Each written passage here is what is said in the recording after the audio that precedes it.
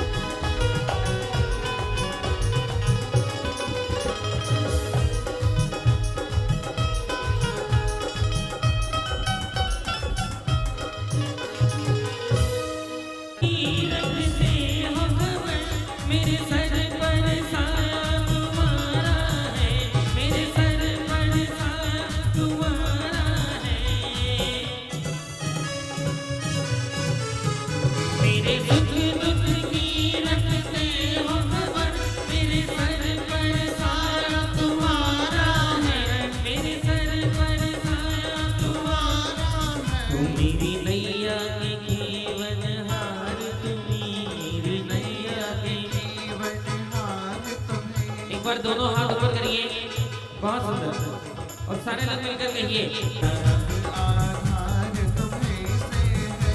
जल चंदन अक्षत पुष्प दीप नैवेद्य धूप फल लाया।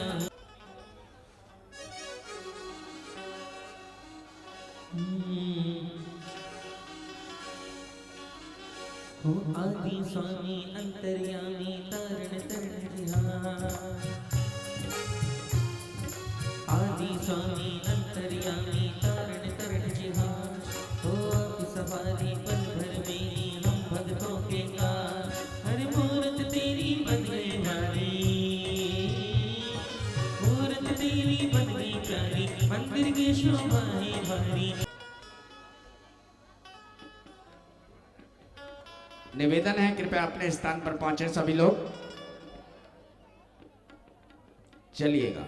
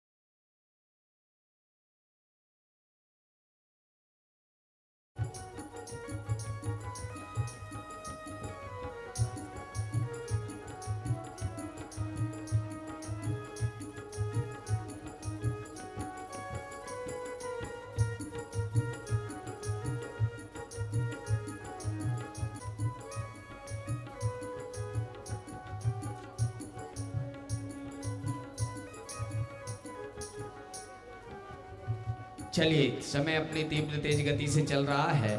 मैं निवेदन कर रहा हूँ कथा आरंभ करने के लिए। आइए कथा के गीत के साथ आज की इस कथा को प्रारंभ किया जा रहा है। अच्छा, अपना नाम देना चाहे तो वो अपना नाम लिखा सकते हैं। लाइए मनीष जी,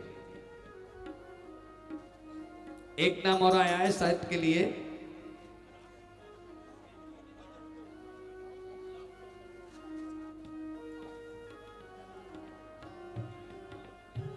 श्रीमान महावीर जी जैन, नाना लाल जी जैन, इन्होंने भी साहित्य में अपना योगदान दिया। एक बार जोरदार तालियां बजाएं। यह परिवार भी कृपया मंच पर पधारे।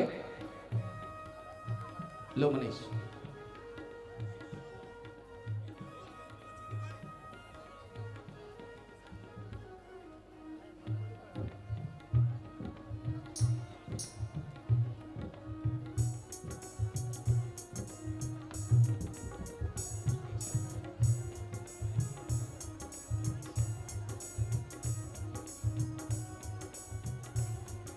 आइए पधारें।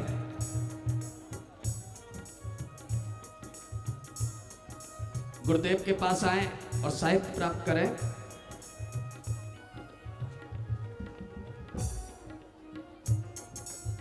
श्रीमान गजराज जी जैन, श्रीमान गजेंद्र जी जैन, गजराज परिवार ने बादशाह स्वामी बादशाह में उनका बहुत बड़ा योगदान है। एक बार उनके सम्मान में जोरदार तालियां बजाइएगा। मैं निवेदन करूंगा कि वो मंच पर पधारें।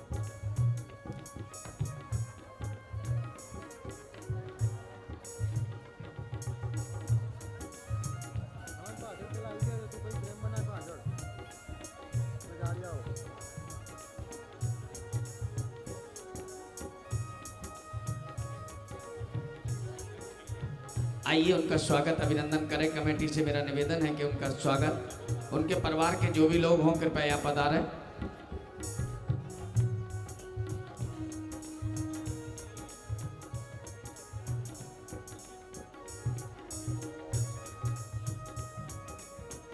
जो भी परिवार के उनके लोग हैं वो कृपया यहाँ पधारें। श्रीमान गजेंद्र जी, गजराज जी परिवार से जो भी लोग हैं वो यहाँ पधारेंगे। उनका स्वागत अभिनंदन कमेटी कर रही है।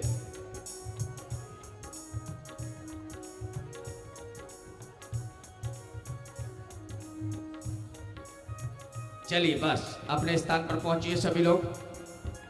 सभी से निवेदन है कि कृपया अपना स्थान ग्रहण करेंगे। आइए।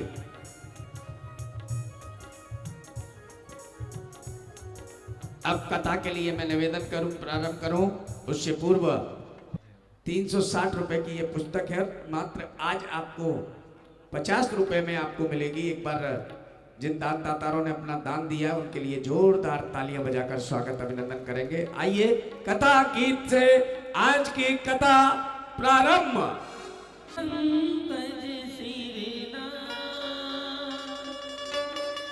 सुमीरे मात सरस्वती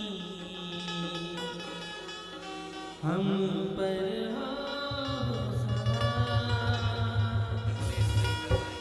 सभी लोग ताली के साथ पूरे मन के साथ कथा प्रारंभ हो रही है। हम कथा सुनाते ऋषभ देव भगवान की, हम कथा सुनाते ऋषभ देव भगवान की। जीवन गाथाए कृपा निधि गुणगान की, जीवन गाथाए कृपा निधि हम कथा सुनाते ऋषभ देव भगवान की, हम कथा सुनाते ऋषभ देव भगवान की।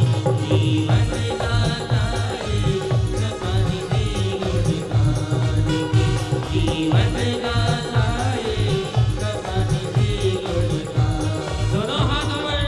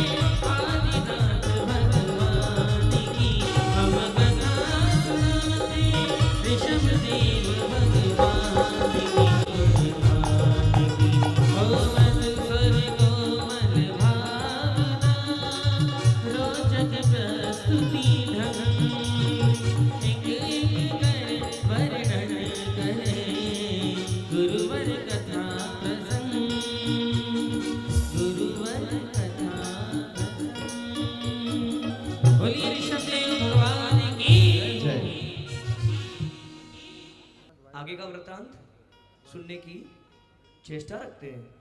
हे भगवान, भगवान ने किस प्रकार केवल ज्ञान को प्राप्त किया? हे भगवान, किस प्रकार समूशरण की रचना हुई? 12 कोठों में जीव कहाँ कहाँ बैठे? कृपया समाधान करें, हमें कृतार्थ करें। आपके पावन चरणों में कोटि कोटि नमोस्तु भगवान, नमोस्तु नमोस्तु। ओम नमः सिद्धेभ्यः।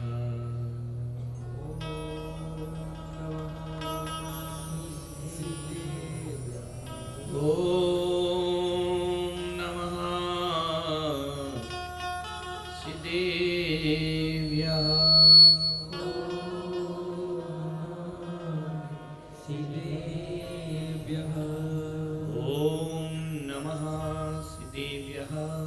ओम नमः सिद्धेभ्यः। यदल्चा भावेन प्रमुदित मनादर्दुर्य चढ़ादासीत स्वर्गी गुणगण समृद्ध सुखनिधि लभन्ते सद्भक्ता शिवि सुखि समाजं किमुतदा महावीर स्वामी नयन पथिगामी भवतु। अरिहन्ति सिद्धं नमः उपाध्याय आचार्य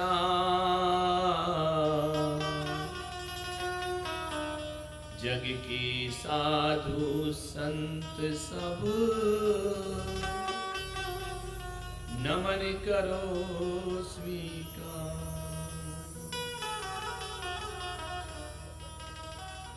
गणधर देवी को सुमरि के जिन्हें वाणी का ध्यान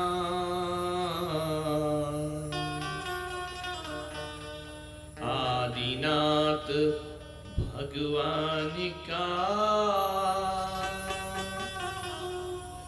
कहूँ चरित गुणगान।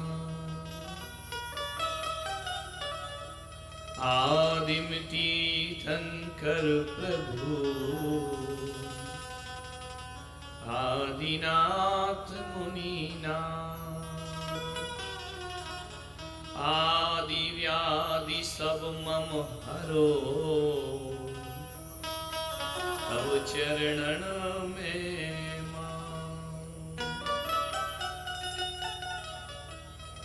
चरण शरण है आपके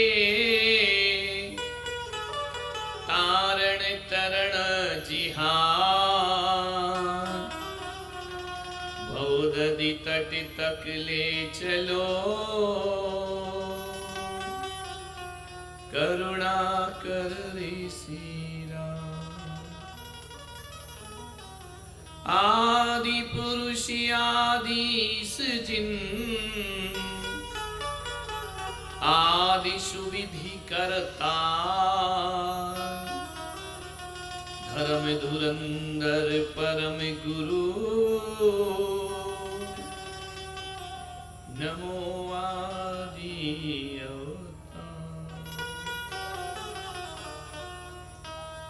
जय बोलो ऋषभदेव भगवान की जय, बोलो महावीर भगवान की परम पूज्य गुरुदेव आचार्य श्री पुष्पदंत सागर जी मुनि महाराज की बोलो केशरिया नाथ की मरुदेवी के लाल की नाभिराय गोपाल की। परम पूज्य भारत गौरव राष्ट्र गौरव आचार्य भगवान पुलक सागर गुरुदेव की, समस्त आचार्य संघ की जयकारा गुरुदेव का। जय गुरुदेव।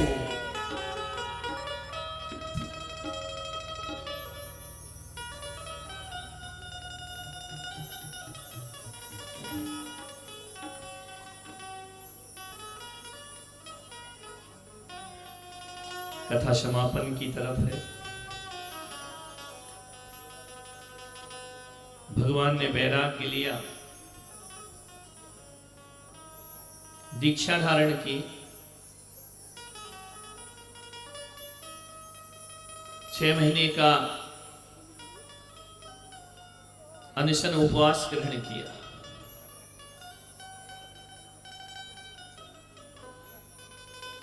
देखा कि 4000 और भी राजवंशियों ने दीक्षा ली, लेकिन वह पथभ्रष्ट हो गए। क्यों भ्रष्ट हो गए? कि मनुष्य की सबसे बड़ी कमजोरी आहार है। मनुष्य अन्न का कीड़ा है, भोजन बिन जी नहीं सकता है, पानी बिन जी नहीं सकता है। जीवन के आधार हैं ये, लेकिन भोजन भोजन में अंतर होता है। जो विवेकी जन होते हैं उन्हें कैसे खाना है, अविवेकी कैसे खाते हैं। एक जैन श्रावक कैसे खाता है, एक अज्ञानी जीव कैसे खाता है, यह विवेक रखना मनुष्य का धर्म है। गाय को प्यास लगती है, वो नाली का पानी पी लेती है। वो ये नहीं देखती है कि पानी कहां से आ रहा है, कैसा है। उसकी प्यास केवल पानी को देखती है, उद्गम को नहीं देखती है। पवित्रता अपवित्रता को नहीं देखती है। गाय वह पशु है, उसका ज्ञान इतना विकसित नहीं हुआ, वह अपनी पर्याय से बंधी है।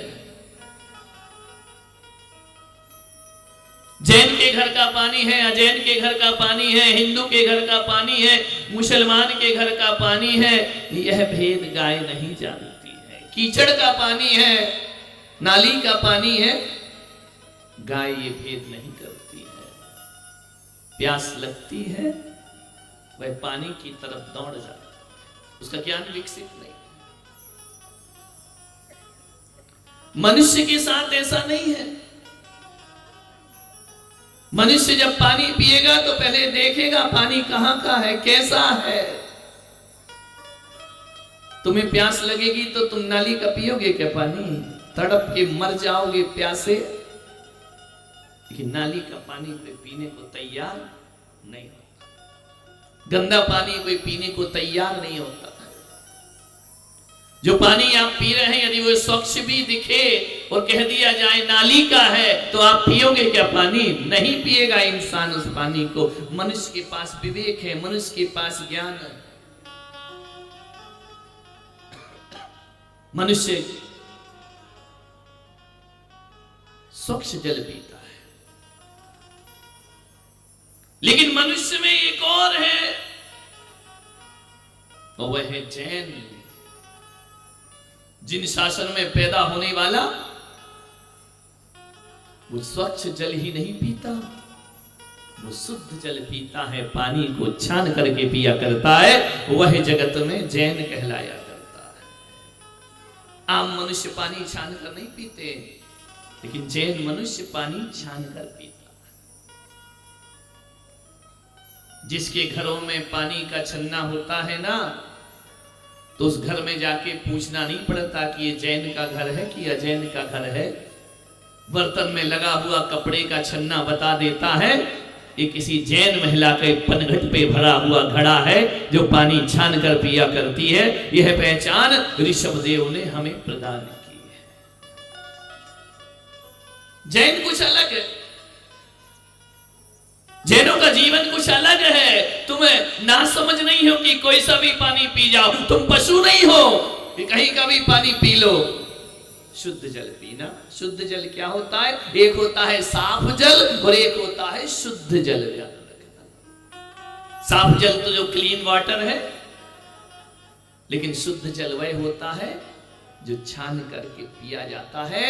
ध्यान रखना, वह श्रावक होता है। और जो छानने के बाद गर्म करके पीते हैं वो श्रवण हुआ करते हैं, वो मुनि महाराज हुआ करते हैं, वे प्रासुक जल पीते हैं। ध्यान रखना, एक शुद्ध जल है, एक प्रासुक जल है। यह विवेक जैन दर्शन के पास है। आम मनुष्य मांसाहार भी कर लेता है, लेकिन श्रेष्ठ मनुष्य आर्य पुरुष मांसाहार नहीं करते हैं, म्लेच्छ पुरुष मांसाहार करते हैं। लेकिन जो आर्य हैं, जिनके पास आचरण है, आर्यों के विरुद्ध आहार होता है मांसाहार। आर्य पुरुष मांस का भक्षण नहीं करते, वह अंडे नहीं खाते हैं, किसी जीव की हत्या नहीं करते हैं, उन्हें मार कर नहीं खाते हैं। आर्य पुरुष है। पहचान है आर्य पुरुषों की। तुम आर्य हो या म्लेच्छ हो? बोलो डूंगरपुर वालों, आर्य पुरुष हो ना? आर्य पुत्र कहा जाता है ना। रामायण महाभारत में देखा, पति को आर्य पुत्र कहकर के बुलाया जाता है। ये आर्य लोग हैं, ये मांसाहार का भक्षण नहीं करते हैं। लेकिन आर्यों में भी एक जैन पुरुष है, जैन आर्य, जो जमी कंद का भक्षण। कौन हो तुम? बोलो बोलो। ऋषभदेव ने तुम्हें क्या बनाया है? जैन बनाया ना। आलू बनता है, कांदा बनता है, घर में प्याज आती है, लहसुन आती है, अभक्ष खाते हो। कैसे कह सकते हम ऋषभदेव के वंशज? भगवान ने खान पान पर जोर दिया, क्योंकि सबसे बड़ी संज्ञा आहार संज्ञा है। आहार संज्ञा एक इंद्रिय से लेकर पंचेंद्रिय सर्वा सिद्धि तक आहार संज्ञा होती है। क्या खाना और क्या नहीं खाना। एक बात बताऊं डूंगरपुर वालों, जब मैं आहार करता हूं ना, तो सारे लोग टकटकी लगाकर मुझे देखते हैं। देने वाला भी देखता है, जिन्हें देने नहीं मिल रहा चौका में वही भी देखता है, और जो चौके के अंदर नहीं आते वो भी देखते हैं। और आजकल तो टीवी पर भी देख लेते हैं, टकटकी लगाकर देखते हैं क्या खा रहे हैं। ऐसा सोचते हो क्या खा रहे, कितना खा रहे हैं? नहीं, ऐसे अधम पुरुष भी हैं जो ये देखते हैं कि क्या खा रहे, कितना खा रहे, कैसे खा रहे। ऐसे आत्माएं भी हैं इस संसार में। और एक वो आत्माएं हैं जो देख करके पुण्य कमाया।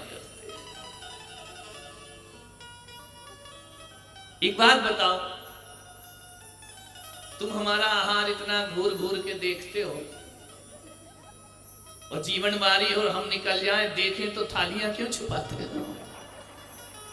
बोलो, थाली छिपाते हो, रख देते हो एकदम? नहीं महाराज, अरे मैं तुम्हारा छीन नहीं रहा, मैं तुम्हारा ले नहीं रहा, फिर तुम छुपाते क्यों? तुम्हारा आहार देखे ना। मैं तो कहता हूं, और श्रावकों को मुनियों का आहार नहीं, अब मुनियों को श्रावकों का आहार देखना चाहिए। जब तुम भोजन करो ना, तो हमें तुम्हारे घर पहुंच जाना चाहिए कि दिखाओ थाली में क्या खा रहे हो तुम। और जिस दिन मुनि लोग तुम्हारा आहार देखने लगेंगे ना, उस दिन तुम्हारे थालियों में से आलू गायब हो जाएगा, प्याज गायब हो जाएगा, बैगन गायब हो जाएगा। अब हम तुम्हारे आहार देखेंगे। ध्यान रखना, तुम हमारे मत देखो। हमारा तो जो ऋषभदेव ने कहा हम वही आहार लेते हैं, जो तीर्थंकरों ने बताया हम तो वैसा ही आहार लेते, हम वैसा ही जीवन जीते हैं जो हमारे पिता ऋषभदेव हमें सौंप करके गए। तुमने गड़बड़ कर ली थालियां, ध्यान रखना। अब अक्षय तुम्हारी थाली में है या नहीं है? बहुत कम घर होंगे जिनके घर में आलू प्याज का प्रवेश नहीं है। अरे बुजुर्ग नहीं खा रहे, लेकिन बहू बेटे तो खाते हैं, ध्यान रखना। अब हम तुम्हारे चौके देखने की तैयारी करेंगे। कभी भी आ जाऊंगा मैं तुम्हारे घर जब तुम खाना खा रहे होगे। दोनों टाइम का देखेंगे, और तुम तो हमारा एक टाइम का देखते हो, क्योंकि हम लेते ही एक टाइम है।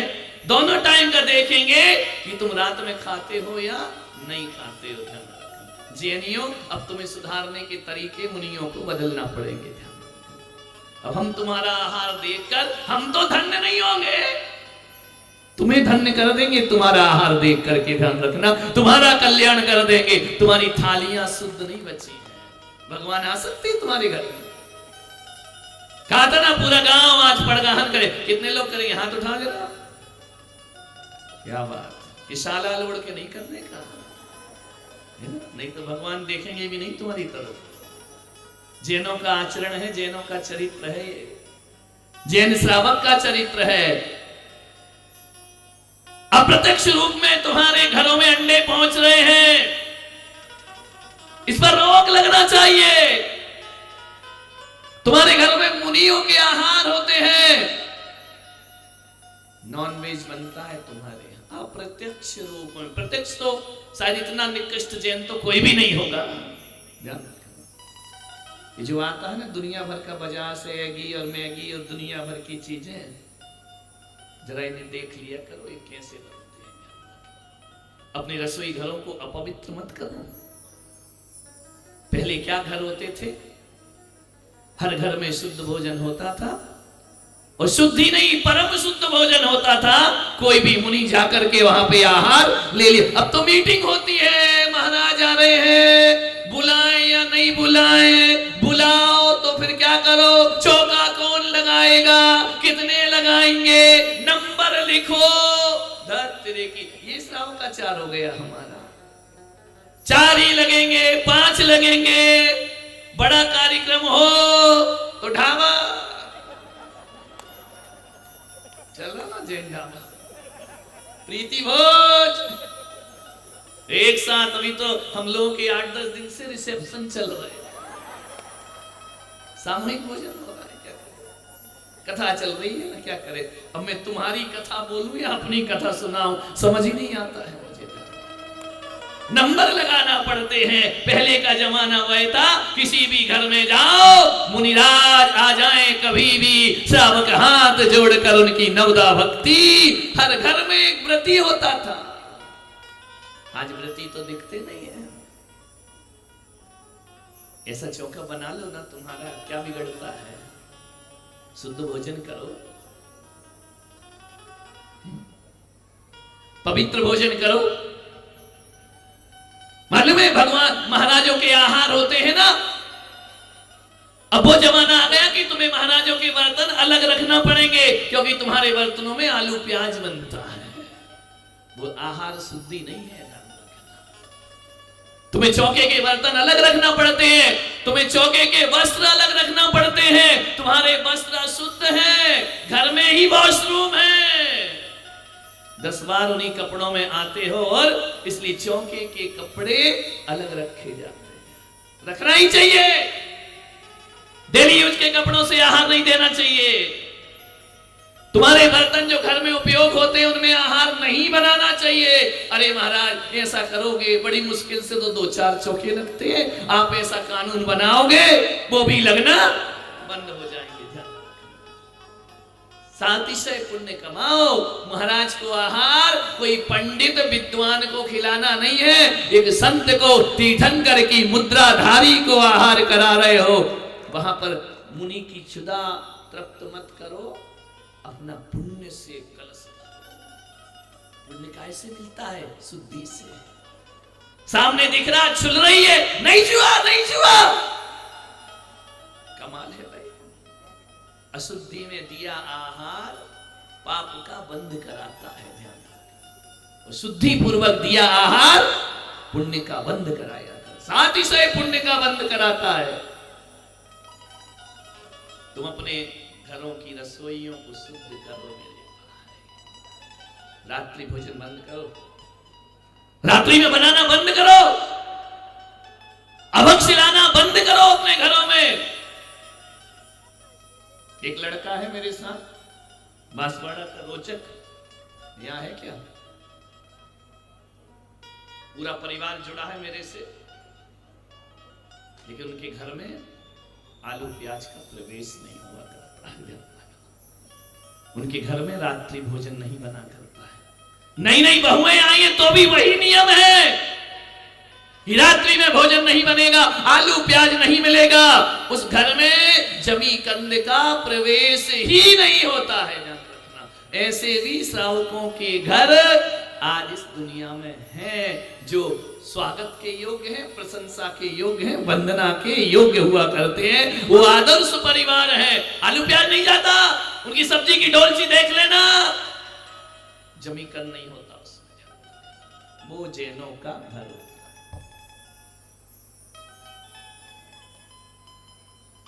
कैसा आहार करता है, खान पान पे जो शुद्धि का ध्यान रखता है ना। एक बात याद रखना डूंगरपुर वालों, जिनका खान पान शुद्ध होता है उनकी खानदान शुद्ध हुआ करती है। ध्यान रखना, उनके आचरण शुद्ध होते हैं, उनका परिवार शुद्ध होता है, उनका जीवन शुद्ध होता है, उनकी भाषा शुद्ध होती है, उनके परिणाम शुद्ध होते हैं, उनका मन शुद्ध होता है, और उसके घर में मन शुद्धि, वचन शुद्धि, काया शुद्धि गूंजती रहती है। केवल महाराज के लिए मन शुद्धि, वचन शुद्धि मत बोलो, अपना मन वचन और आहार सब शुद्ध रखो रोजगार, तब तुम जैन कहलाओगे। नहीं तो तुम्हें जैनी कहलाने का कोई हक प्राप्त नहीं हुआ करता है। क्या फर्क पड़ता है शुद्ध खा लो तो? क्या दिक्कत आती है शुद्ध खाने से? कोई समस्या है क्या? अच्छा बनाना सीखो, इतनी मजेदार लौकी बनाओ कि आलू शर्म से डूब के मर जाए। ध्यान रखना, इतनी स्वादिष्ट बना। हम लोग भी तो खाते हैं ना,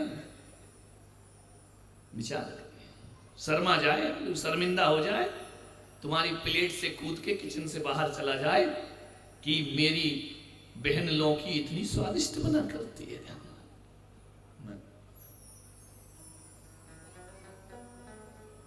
क्या हो गया है तुम्हें? कैसा घर का वातावरण बना लिया हमने, कैसी जिंदगी हमारी बन गई। रसोई घर के सामान तो कम हो रहे हैं, ध्यान रखना। पहले हाथ से मसाला पिसता था, घर में होते थे, शुद्ध भोजन बनता था, मसाले मर्यादा के होते थे। अब कहां से आते हैं? MDH, सीधा पिसा आ जाता है। घर के रसोई के सामान घट रहे हैं, वॉशरूम के सामान बढ़ रहे हैं। ध्यान रखें, कितनी शीशियां होती हैं तुम्हारे उसमें, कितने तरह के शैम्पू, कितने तरह के क्या क्या होते हैं, ये तुमको कैसे पता?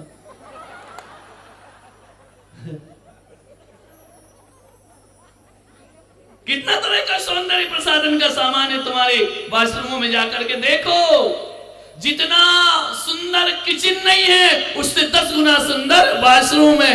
10 मिनट के काम के लिए इतना सुंदर, गजब बाहरे इंसान। पहले का आदमी भोजन घर में करता था, शुद्धि के लिए बाहर जाता था। आज का आदमी ढाबे में खाता है, शुद्धि करने घर आता है। घर को शौचालय बना दिया तुमने। ध्यान रखना, क्या हालात है तुम्हारे घरों के, विचार करिए एक बार। वॉशरूम में शीशियां बढ़ रही हैं, रसोई घर में कम हो रही। क्यों? शुगर है, चीनी नहीं खाना, ब्लड प्रेशर है, नमक नहीं खाना, दूध कम हो रहा है, कोलेस्ट्रॉल बढ़ रहा है, घी कम हो रहा है, कोलेस्ट्रॉल। तो रसोई घर का सामान तो घट रहा है और वॉशरूम का सामान बढ़ रहा है। बारे जय हो तुम्हारी, क्या दशा है इस देश की। मैंने देखा ऋषभदेव में, केसरिया जी में प्रवचन करने जाता था, मार्केट से गुजरता था, क्या देखा मैंने? खाने की सब्जी फुटपाथ पर बिक रही है और पांव की जूतियां शोरूम में बिक रही हैं। ध्यान रखना। सोचो तो क्या मती मारी गई आदमी की। कांच के शोरूम में चप्पलें रखी हैं और जिसे खाना है वो फुटपाथ पे रखा है। गाय मुंह मार रही है, बकरी मुंह मार रही है, इसमें आदमी मुंह मारेगा थोड़ी देर बाद। ध्यान रखना। और जूते चप्पल कहां रखे हैं? शोरूम। चावल 100 रुपए किलो, बाहर मोदी जी सिम कार्ड 10 रुपए में। इतना आवश्यक हो गया हुआ है। राम राज में दूध की नदियां, कृष्ण राज में घी, और मोदी राज में चाय की प्याली फूक फूक कर पी। ध्यान रखना, ये दशा हमारी हो गई। फूक फूक के चाय पियो ना, दूध है ना, घी है, चाय पी करके खून जलाते रहो। हालात बहुत बिगड़ गए हैं। नाक में दम है आदमी की कमा कमा के। किसकी वजह से? नहीं, यहां वालों की बात नहीं कर रहा हूं, केसरिया वालों की बात। बेचारा आदमी है ना, एक जीन्स ले आए, 6 महीने नहीं धोए तो भी चलता है। एक दशा है, टाट का बोरे का बना के लाते हैं और अब तो फटा चिठा पहनते हैं, बिल्कुल ही कंगाल दिखता है। ध्यान रखना, बटे हाल। कितने कपड़े होंगे तुम्हारे? 2 जोड़ी, 10 जोड़ी, 15 जोड़ी, इससे ज्यादा तो नहीं होंगे। कितना भी फैशन आ जाए, तुम्हें पहनना वही पैंट शर्ट है, वही कुर्ता पैजामा। इनका तो जय हो पूरा। साड़ी मार्केट देखो जा करके, आभूषण देखो, पैर की उंगली से सिर तक। ये कितना पहनेगा? ज्यादा से ज्यादा एक चेन डाल लेगा, एक घड़ी डाल लेगा। और महिलाएं भी इतना मूर्ख बनाती हैं, यहां वाली नहीं, खुद के लिए 20,000 की साड़ी लाएगी, 250 रुपए का शर्ट ले आएगी। पति इतना खुश हो जाएगा, अरे मेरा ध्यान रखा, खाक रखा, 20 का बिल है, तुझे तो 250 ही पकड़ाया है उसने। ध्यान रखना, 200-250 रुपए का शर्ट ले। मेरी पत्नी मेरा बहुत ध्यान रखती है, 20,000 का लेके आई है साड़ी। लोग कहते कि मोदी जी ने महंगाई बढ़ा दी। मैं कहता हूं सबसे ज्यादा महंगाई हिंदुस्तान में बढ़ाई है तो महिलाओं ने सबसे ज्यादा महंगाई बढ़ाई है। ध्यान रखना, इतनी महंगाई बढ़ी है तुम्हारी वजह से। इतना कह देना दुकानदार, क्या मैडम क्या खिलती है ये साड़ी, तुम्हारे पैक करो, डालो, रखो, पैक करो। बोले क्यों? बहुत जचती है तुम पर। वाह, बेचारा पति अब दिए जा रहा, ले भाई ले, जय हो तुम्हारी पंचम काल की। और खरीद कर ले आई और 4 महिलाओं ने मंदिर में नहीं पूछा कितने की है, कहां से लाई। बार बार पल्लो गिरेगा, बार बार प्लेट देखेगी, कोई तो देखे, कोई नहीं देख रहा। तेरे की कहां से ले आई? एक भी महिला, एक आदमी कहा, अरे जम नहीं रही तुमको, दर्द सत्यानाश हो दुकानदार का। पति से कहेगी अब अगली लेकर आओ। महंगाई तुमने बढ़ाई है, ज्यादा महंगाई ये लोग नहीं, इनके पास क्या है? बेचारे कमाते कमाते 1-1 किलो लिपस्टिक ला ला के परेशान।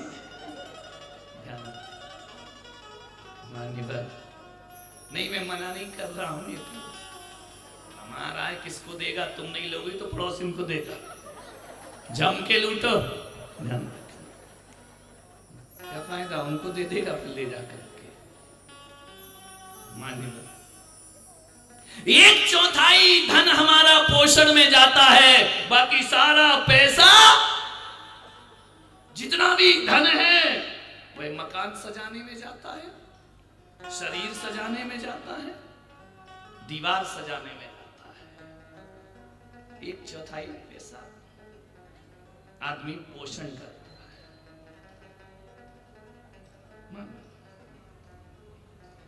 मेरा ये विरोध नहीं है कि आप क्या करें और नहीं करें, गृहस्थ हो तुम्हें जो करना है करो, लेकिन इतना जरूर कहूंगा आज मैं आपसे कि आपके घर में इतना तुम्हारे अनाज में ताकत होना चाहिए कि किसी मुनि की क्षुधा को शांत कर सके। तुम्हारे जल में इतनी ताकत होना चाहिए किसी मुनि की तृषा को शांत कर सके। अरे वो घर घर है, वो घर शमशान है जिन घरों में संतों के चरण नहीं पड़ा करते हैं। ध्यान रखना। आचार्य पद्मनंदी महाराज, आचार्य कुंद कुंद का दूसरा नाम पद्मनंदी, पद्मनंदी पंचविंशतिका में कहते हैं अरे वो घर घर नहीं शमशान है जिस घर में दिगंबर संतों के चरण नहीं पड़ा करते हैं। और उसका धन वो रिश्ते नाते रिश्तेदार नहीं है, वो चील कौवे की तरह है जो तुम्हारा धन नोच नोच कर खा जाएंगे। तान न दिन्नम मुनुबर हम नबी पूजम जनना हो पंचन वंदीय परम गुरु किम होसी शिवला हो। योगिंद्र देव परमात्म प्रकाश में कहते हैं दान न दिन्नम मुनिवर हम, जिसने मुनीश्वरों को 4 प्रकार का दान नहीं दिया। नबी पूजम जनना हो, जिस श्रावक ने शिनेन्द्र भगवान की पूजा नहीं की। पंच न वंदीय परम गुरु, जिसने पंच परमेष्ठियों की वंदना नहीं की। किम होसी शिवला हो, वह मोक्ष को प्राप्त कैसे कर सकता है, उसको कभी मोक्ष की प्राप्ति नहीं होती। सौभाग्य तुम्हारा, ऐसा युग बीत गया इस कल काल में एक भी मुनि के दर्शन नहीं होते थे इस देश में। ध्यानत राय बुद्धजन जी, ये वो बनारसी दास जी रोते थे कि हमको कब मुनि के दर्शन होंगे। एक दर्पण के सामने नग्न हो जाते थे, मुनि महाराज ऐसे होते होंगे, कब मिले हो साधु वनवासी। हे संत, क्या हमें मृत्यु से पहले भी इस कुल में जन्म लिया है और एक भी दिगंबर संत के दर्शन नहीं होंगे? व्यर्थ है हमारी आंखें जिन्होंने संत के दर्शन नहीं किए, व्यर्थ है तुम्हारे हाथ जिन्होंने भगवान का अभिषेक नहीं किया, व्यर्थ है तुम्हारे पैर जो संतों के साथ पद विहार नहीं कर पाए। रोते थे कि कब हमें संतों के दर्शन होंगे, हमें जीवन ऐसी समय कब आएगा कि हमें मुनिराजों के दर्शन होंगे। डूंगरपुर वालों, आज तुम सौभाग्यशाली हो कि आज इतने मुनिराज भारत में भ्रमण कर रहे हैं कि सुबह से शाम गाड़ी लेकर निकलो तो 150 संतों के दर्शन तुम्हें अपने आप प्राप्त हो जाएंगे। ध्यान रखना, ये सौभाग्य है तुम्हारा, किस्मत है, वरना तरसते रह गए वो मुनियों के दर्शन के लिए, उनको कभी मुनियों के दर्शन नहीं हो पाए। आचार्य शांति सागर महाराज का एहसान मानो, आचार्य विद्यासागर जी का एहसान मानो,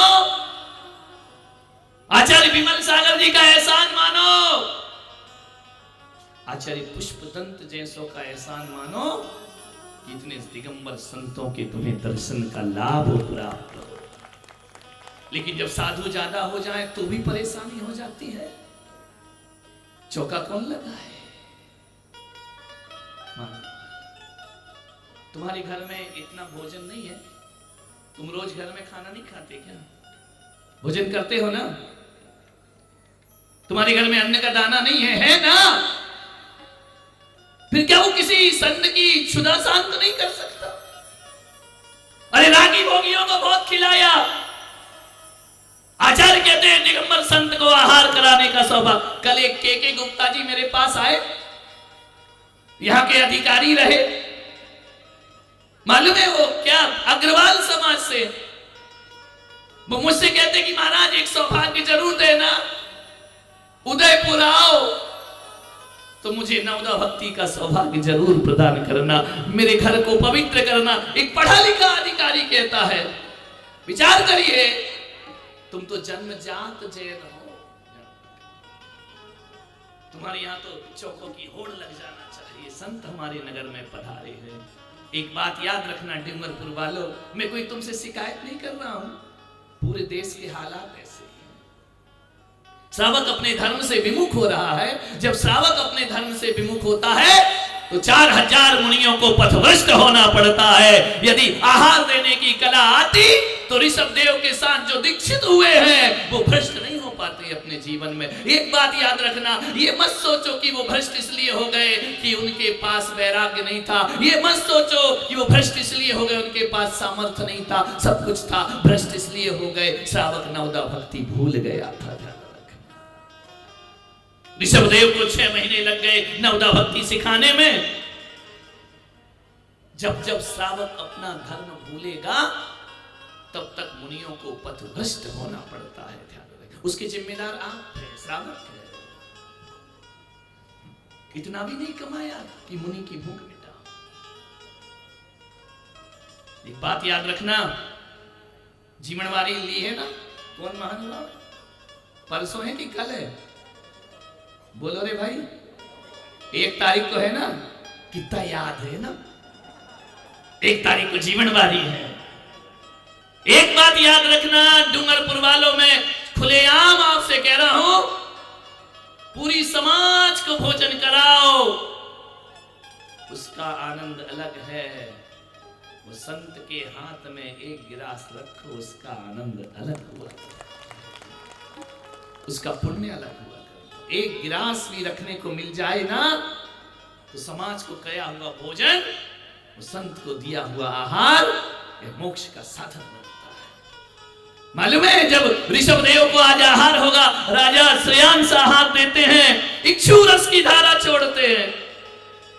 वह धारा श्रेयांस के स्वर्ण पात्र से गिरकर भगवान की अंजलि में आती है। तो राजा श्रेयांस क्या सोचता है मालूम है? कर में जो पय धार देत, मानो बांधत भव सिंधु से। वो ये नहीं कहता है कि मैं महाराज की भगवान की क्षुधा मिटा रहा हूं, मानो बांधत भव सिंधु से। जब कर में इक्षु रस की धार देता है ना, तो राजा श्रेयांस सोचता है कि हे भगवान, धन्य हो गया मैं, आपके हाथों में मैं इक्षु रस की धारा दे रहा हूं। मानो बांधत भव सिंधु से, मानो उसने संसार और मोक्ष के बीच में एक पुल का निर्माण कर लिया है, एक सेतु का निर्माण कर लिया। अब ये मेरा मोक्ष निश्चित हो गया। तीर्थंकर को आहार देने वाला तीसरे भव में निर्वाण को प्राप्त किया करता है। कौन सौभाग्यशाली है? तीर्थंकरों को आहार देगा, तीसरे भाव में निर्माण जाएगा, मुनियों को आहार देगा, 7वें 8वें भाव में निर्माण का पात्र बन जाता। इतनी महिमा है, न शास्त्र पढ़ना न ग्रंथ पढ़ना, आहार देने का ये पुण्य है। बहुत महिमा बतलाई गई है। देखने का भी पुण्य है, देने का भी पुण्य है। देखना किसके लिए बोला है? तुम कहते नहीं हम तो देख के पुण्य कमा लेते हैं। जो अपाहिज होते हैं ना, लंगड़े लूले, जो नीच गोत्र के होते हैं ना, उनको देखने का बोला है। तुम लंगड़े लूले हो क्या? बोलो, अपाहिज हो क्या? हाथ पैर नहीं है तुम्हारे, नयन नहीं है, कान नहीं है, बहरे हो क्या? सब है ना, तो फिर देखना क्यों? जब भगवान ने सर्वांग सुंदर दिया है, इस सुंदर शरीर से अपने हाथों से आहार देना चाहिए। देखने की जरूरत क्यों पड़े? अपाहिज थोड़ी है हम, नीच गोत्र में थोड़ी पैदा हुए हम जो देख के अनुमोदना करें। अनुमोदना वो करते हैं, देखिए जिसके पास सब कुछ होता है ना, वो अनुमोदना नहीं करता, वो कृत करता है, अपने हाथों से आहार दिया करता है। मुनिराजों को ये मत सोचना कि कोई मुनि तुम्हारे घर आहार को आया है तो आहार करा के तुमने उन पे बहुत बड़ा एहसान कर दिया। मुनि ने एहसान, मुनि पर एहसान नहीं किया तुमने, एहसान तो मुनि ने तुम पर किया है, जो तुमसे आहार लेकर तुम्हारे लिए स्वर्ग मोक्ष के रास्ते खोल दिए हैं। एहसान तो मुनि राजों ने तुम पर किया है। संसारी कामी भोगी को खिलाते हो, बर्थडे पार्टी मनाते हो, शादी की सालगिरह मनाते हो, कितने लोगों को खिलाते हो, कुछ नहीं होगा, खाया खोया बह गया। ये आते हैं ना, खाते भी हैं और बुराई भी करके जाते हैं। मजा नहीं आया ना तेरे की। कमर साहब आएंगे ना, कितने भी थाली लगा दो, कितना भी खिला दो, खाएंगे पिएंगे और कवर साहब नहीं नहीं ठीक है लेकिन मजा नहीं आया। ध्यान रखना ये गृहस्थों के काम। तो साधु को उबला भी भोजन दे दो तो साधु कहता है तुम्हारे पापों का क्षय हो, तुम्हारे कर्मों का क्षय हो। साधु आहार के बाद जब कायोत्सर्ग करता है ना तो यही कहता है कि हे भगवान, जिस श्रावक ने आज मेरी क्षुधा शांत की है इसके घर कभी अन्न के दाने की कमी नहीं पड़ना चाहिए। संत प्रार्थना करता है तुम्हारे लिए कि अन्न के दाने की कमी तो छोड़ो भगवान, इसकी भी एक दिन ऐसी गति हो कि इसे अन्न की जरूरत ही नहीं, परम सिद्ध परमात्मा का पद से प्राप्त। इतनी बड़ी दुआ ये नहीं देंगे, ये 1100-500 का लिफाफा देके चले जाएंगे और इंतजार करेंगे कि हमारे यहां हो तो वो रिटर्न आना चाहिए। ध्यान रखना संत ऐसा नहीं करते। संत तुम्हारे कल्याण का लिस्ट बनती है ना, किसका कितना व्यवहार आया।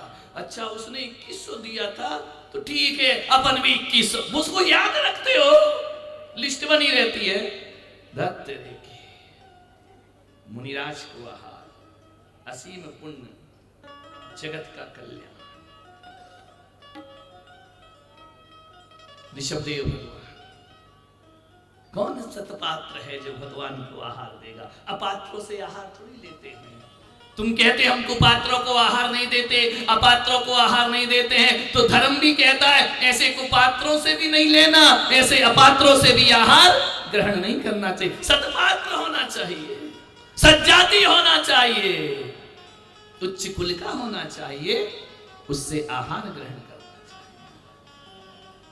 ध्यान रखना, अहंकारी नहीं होना चाहिए, संतुष्टि वाला होना चाहिए, क्रोधियों से आहार नहीं लेना, क्षमाशील होना चाहिए,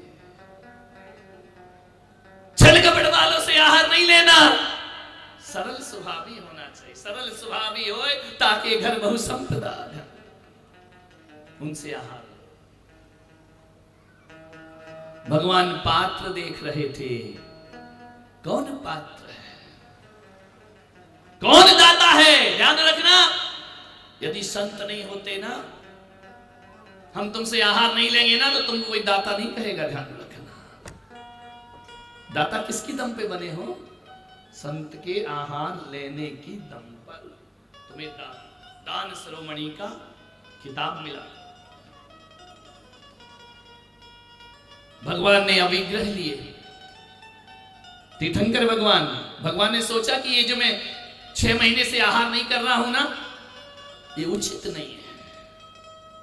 तुम लोग सोचते ना कि उपवास बहुत उचित है, भगवान सोचे नहीं, जिनसे नाचार्य कहते हैं उचित नहीं है। भगवान, सारी दुनिया आपका अनुसरण करेगी, आप 6 महीने उपासे रह सकते हो, सब थोड़ी रह सकते हैं, और आप आहार नहीं लेंगे तो आहार की परंपरा चलेगी कैसे? कौन सिखाएगा?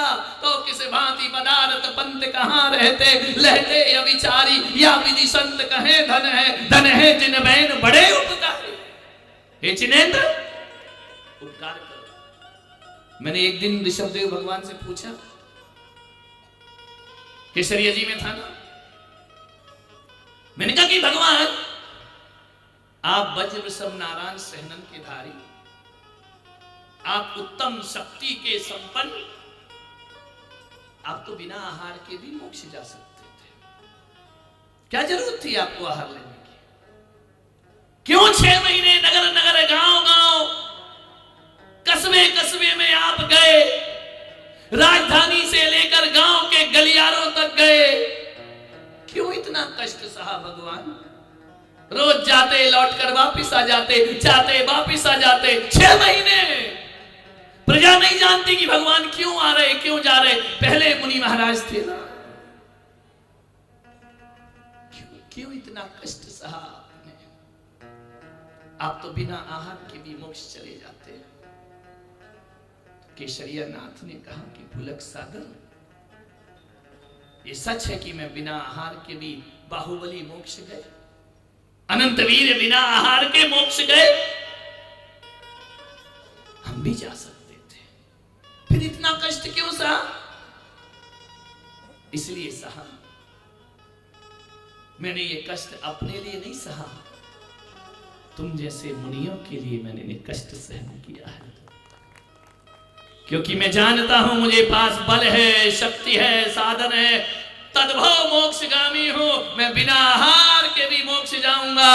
लेकिन तुम पंचम काल में साधारण मुनि होगे, तुम बिना आहार के जीवित नहीं रह सकते हो, और आहार बिना जिंदा नहीं रहोगे तो व्रतों का पालन कैसे करोगे, समाधि कैसे करोगे, संधारा कैसे करोगे?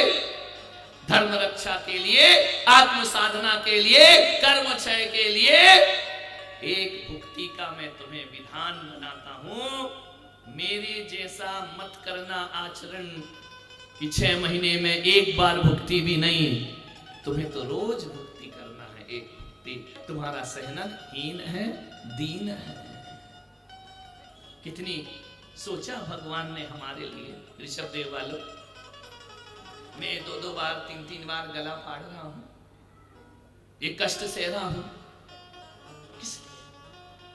मैं ना भी करूं कथा, ना भी करूं प्रवचन, तो मुझे तो आहार मिलेगा ही ना, और जोर जोर से करूं तो भी मुझे आहार वही मिलेगा, ना करूं तो भी वही मिलेगा। लेकिन मैं सोचता हूं कि जब हमारे तीर्थंकर हमारे लिए इतने कष्ट सहते हैं, तो हमारा भी दायित्व बनता है इस परंपरा को जीवित रखने के लिए हमें भी कष्टों को सहन कर, ये परंपराएं आगे बढ़ाना पड़ेगी, नहीं तो लोग आहार दान देना भूल जाएंगे। क्यों ये सब हो रहा है? लोग बोले नाटक है, नाटक नहीं है, मुझे अपनी संस्कृति को जिंदा रखना है, इसलिए ये केशव कथा का यहाँ पर आगाज किया गया। सीखो कैसे आहार दिए जाते हैं।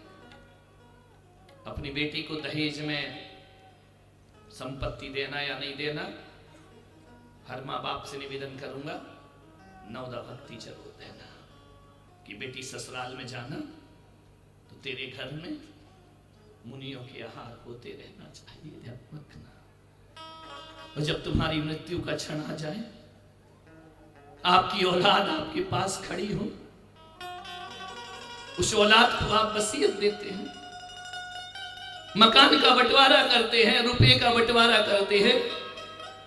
डूंगरपुर वाले पुलक सागर का कहना और मानना कि जब तुम्हारे मृत्यु का क्षण आए तो अपने बेटे से कहना कि एक हाथ में पकड़े घर की संपत्ति और एक हाथ में पकड़ मुनियों की नवदा भक्ति। और बेटे एक बात ध्यान रखना, संपत्ति चली जाए तो गम नहीं करना, अपने घर से नवदा भक्ति खत्म नहीं होना चाहिए। गरीबी में अभी रहे तो नमक रोटी खिला देना मुनिराज को, लेकिन मेरे मरने के बाद इस घर में मुनियों के आहार बंद नहीं होना चाहिए। इस घर में संतों के चरण पड़ते रहे पुत्र। जो संपदा चली गई है ना, एक बात याद रखना, यदि घर में नवदा भक्ति रही तो गई हुई संपदा फिर वापस लौट करके आ जाएगी, ध्यान रखना। और यदि नवदा भक्ति चली गई तो संपदा लौटने वाली नहीं है। इतना सिखाओ। मैं क्यों बच्चों से आहार लेता हूं? ये भावी भविष्य है हमारे धर्म के, जिन शासन के तुम अपने वंश संतति के लिए उनसे प्रेम करते हो, और हम अपने ऋषभदेव की परंपरा को जीवित रखने के लिए इन बच्चों से प्रेम किया करते हैं। 2600 वर्ष के बाद तक हम भगवान महावीर के इस परंपरा को यहाँ लेकर आए। ये सोशल वर्क की दम पे लेकर नहीं आए हैं, ये कंबल बांटने की दम पर लेकर नहीं आए हैं, ये नल और प्याऊ बनाने के दम पर नहीं लाए हैं। हम 2600 वर्ष के बाद भी यदि भगवान महावीर को जीवित रखे हैं, तो हम संतों ने अपने त्याग और तपस्या के बल पर भगवान महावीर को जीवित रखा है। मंदिरों की दम पे जीवित नहीं होते भगवान, मूर्तियों से धर्म नहीं फैलता, वह भी एक साधन है। लेकिन जैन दर्शन दुनिया में जाना जाता है। आज भी अजैन साधु यदि हमें जानते हैं तो कहते हैं जो तपस्या दिगंबर संतों के पास है, वो तपस्या दुनिया में किसी के पास नहीं हो सकती है। हमारा ऋषिकेश के त्रिवेणी घाट में प्रवचन होगा, गंगा बह रही है, उसके किनारे प्रवचन। तरुण सागर जी महाराज के साथ था मैं, दोनों गए थे वहां पर। का महीना, ठिठुरती ठंड, जितने यूपी में ऊपर चढ़ो उतना पारा डाउन होता है। गंगा के किनारे प्रवचन हुआ, त्रिवेणी घाट ऋषिकेश में। अवधेशानंद जी के गुरु सतमित्रानंद जी महाराज, चिन्मयानंद जी महाराज, प्रणव मुखर्जी, ये हिंदुओं के सर्वमान्य संत हैं, वह भी उस सभा में आए। स्वामी सतमित्रानंद जी को कहा कि संत जी, आप अवधेशानंद जी को जानते हैं? जितने नागा साधु हैं उन सबके हेड हैं 25 लाख नागा साधु।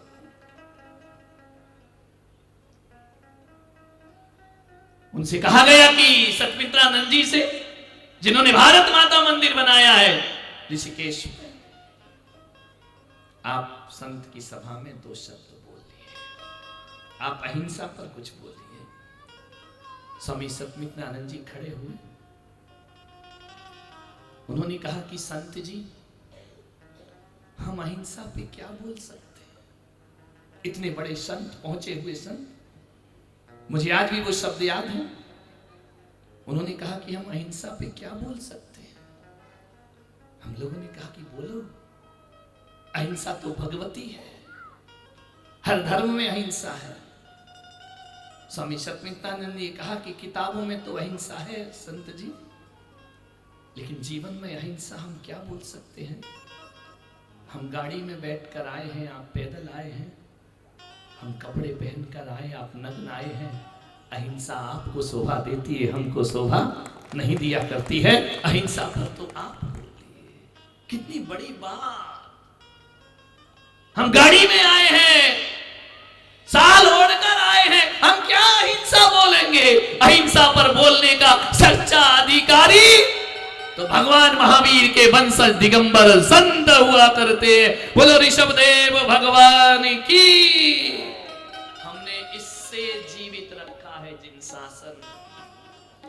तुम्हारे मंदिरों में बैठ के समय सार पढ़ने से जिन शासन जीवित नहीं रहता है, तुम्हारे फूल और दीप धूप से जिन शासन जीवित नहीं रहता है मेरे भाई। तुम्हारी ये बड़ी बड़ी मूर्तियां ही जिन शासन को जीवित नहीं रखती हैं, ये चैतन्य कृतियां ये जिन शासन को जीवित रखती हैं, जीवंत बना करके रखा करती हैं। तुम्हें देखकर, तुम्हारे शास्त्र को देखकर कोई विश्वास नहीं करता है कि महावीर स्वामी नग्न रहे होंगे, लेकिन जब हम मुनियों को देखते हैं तो लोग कहते जब ये रह सकते हैं तो महावीर स्वामी भी परम दिगंबर भेष धारण किए हुए हो। जब आज के साधारण हम मुनि लोग इतनी तपस्या करते हैं तो मेरे ऋषभदेव की तपस्या, हम प्रमाण पत्र हैं त्याग और तपस्या। ये पोथियां प्रमाण पत्र नहीं होती। एक मुसलमान सड़क से गुजरेगा, टोपी देखकर कहेंगे मुसलमान जा रहा है। ईसाई जाएगा, उसके गले में लटके हुए क्रॉस को कहेंगे ये ईसाई है। ब्राह्मण जाएगा, चोटी देखकर, त्रिपुंड देखकर कहेंगे ये ब्राह्मण है। मालूम है? जनेऊ देख के कहोगे ये ब्राह्मण है। जैनियों तुम्हें क्या दिखाओ कि तुम्हें कोई जैन कहे? ना तुम्हारे पास टोपी है, ना तुम्हारे पास क्रॉस है, न तुम्हारी पहचान कंठी माला है, न तुम्हारे पास तिलक है। कौन कहेगा तुम्हें जैन? बोलो, कोई पहचान है तुम्हारी? हाँ है। जब दिगंबर संत सड़कों पर गुजरते हैं ना, और जब तुम उनके पीछे पीछे चलते हो तो तुम्हारी पहचान ये तिलक टोपी नहीं, तुम्हारी पहचान तुम्हारे संत हुआ करते हैं। संतों के पीछे चलोगे तो लोग कहेंगे जैन समाज जा रहा है। तुम्हारी पहचान है, इस पहचान को बनाए रखना। नवदा भक्ति से पहचान बनेगी। 6 महीने ऋषभदेव ने कहा कि हम बिना आहार के भी मुक्ति पाते, लेकिन आने वाली संतति के लिए हमें आहार ग्रहण करना। बीत गए 6 मास जब बिना लिए आहार, यतियों की चर्या प्रकट करने किया विचार। अचल खड़े थे मेरु सम ऋषभदेव भगवान महिमा जिनकी अगम है, भंग हेतु यह ध्यान। देखा कर विचार भगवान, देखा ओ राजवंश के साधक नाना,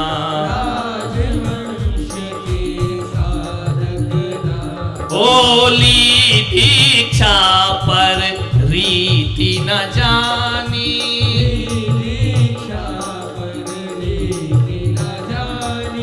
भ्रष्ट हुए बिन भोजन पानी,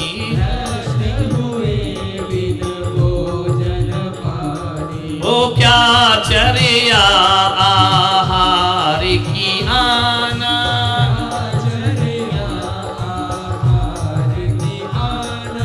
हो गायत्री को अब बतलाना, होगा क्या कहते हैं भगवान की सब दीक्षा तो ले लिए लेकिन भ्रष्ट हो गए हैं, आहार पानी नहीं जानते हैं, विधि नहीं जानते हैं। अब मुझे इन्हें यतियों की चर्या बताना पड़ेगी। मोक्ष मार्ग के नेता है ना। ओ काय क्लेश वहीं तक उत्तम, क्या क्लेश वहीं तक उत्तम, हो संक्लेश न पर हो संयम, हो संक्लेश न पर हो संयम। काया को उतना ही कसो, उतना ही कष्ट दो, उतना ही क्लेश दो जिससे हमारे परिणाम संक्लेश ना हो जाने लगे। पंचम काल में ऐसे मुनि वैसे मुनि, मुनि ऐसे करते, मुनि वैसे करते। हमारे ऋषभदेव भगवान कह रहे उतना ही करना जितने से संक्लेश ना हो और संयम ना छूटे। मोक्ष से भी संक्लेश विहीना, मोक्ष सिद्धि संक्लेश विहीना, तप के लिए जरूरी जीना, तप के लिए जरूरी जीना। मोक्ष संक्लेश भाव से मोक्ष नहीं होता है, भगवान कह रहे हैं संतुष्ट भावों से मोक्ष होता है। एक टाइम के आहार से आत्मा संतुष्ट हो जाती है, फिर 23 घंटे तपस्या करो, मोक्ष की साधना करो। तप के लिए जरूरी जीना, जियोगे ही नहीं तो तप कैसे करोगे। यदि सम्यक आहार चाहिए, यदि सम्यक आहार चाहिए, जीने का आधार चाहिए, जीने का आधार चाहिए। हो ममे अनुसरण नहीं सब लायक, हम अनुसरण नहीं सब लायक। उभय वृत्ति निश्चय व्यवहारक, उभयवती निश्चय व्यवहारिक। भगवान कह रहे कि मेरा अनुसरण सबके लायक नहीं है, मैं तद्भव मोक्षगामी हूं। मेरी तपस्या सब करे ऐसा नहीं हो सकता है। उभय वृत्ति, व्यवहार धर्म की भी स्थापना करना है और निश्चय धर्म की भी स्थापना करना है। ओम में अनुसरण नहीं सब लायक, हम अनुसरण नहीं सब लायक। उभय वृत्ति निश्चय व्यवहारक, उभयवती निश्चय व्यवहारिक। ओखस तन होना रहे गतिशीला, कृष्ण हो न रहे गतिशील। ऐसा भी शरीर मत कर लेना कि शरीर चलना ही बंद कर दे, गतिशील होना ही बंद कर दे। और कैसा भोजन मत करना, ओ कृत तन कृष तन हो न रहे गतिशीला, कृष्ण हो न रहे गतिशीला। ना भोजन हो मद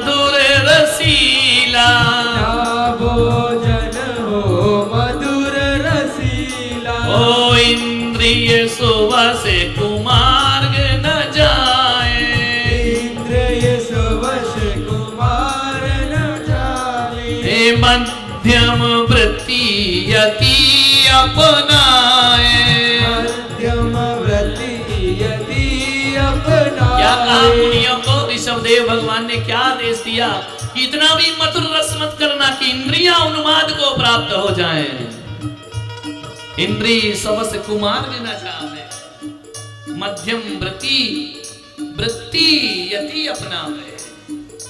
24 घंटे नहीं खाना, 2 बार नहीं खाना, 3 बार नहीं खाना, जब पानी का जानू उठाई मटकी पानी पी ली, ये धर्म है क्या? एक अंजलि में लेकर हाथ ही थाली और हाथ ही प्याली, वह ऋषभदेव भगवान का धर्म हुआ करता है। बोलो ऋषभदेव भगवान की तालियां जय हो।